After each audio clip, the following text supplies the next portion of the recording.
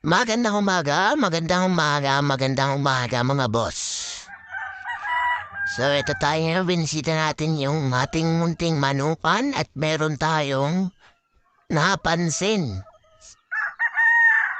Meron tayo dito isang manok na hindi inubos yung kanyang pagkain kahapon at nang ating chinek ang kanyang butsi ay meron pa itong laman.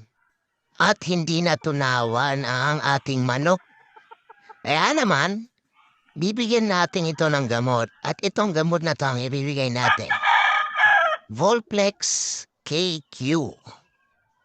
So karamihan nga sa atin, no, may misconception tungkol sa mga manok na hindi natutunawan.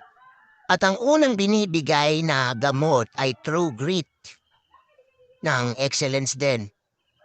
Di ko naman sinasabi na mali iyon, pero hindi ko rin sinasabi na tama. Kasi ayon sa technician ng Tatak Excellence, ang True Grits talaga ay prevention para hindi maging crop bound yung manok. Pero ang gamot talaga sa hindi natutunawan ay Volplex KQ. So gawin natin, bigay lang natin yung Volplex. Subo lang natin, then tanggalin natin yung patuha nila. Kasi kahit naman ibigay natin yan, di rin yan naman niya kakainin. Then, painumin lang natin ng tubig. Tapos, obserbahan lang natin to, kung mamayang hapon matunawan na siya. At kapag natunawan na, pwede na tayo ngayon magbigay ng True Grits.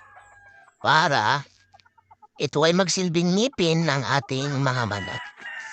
Kung hindi pa rin natunawan, tuloy lang natin ang pagbibigay ng Volplex hanggang sa maging normal na uli yung panunaw niya.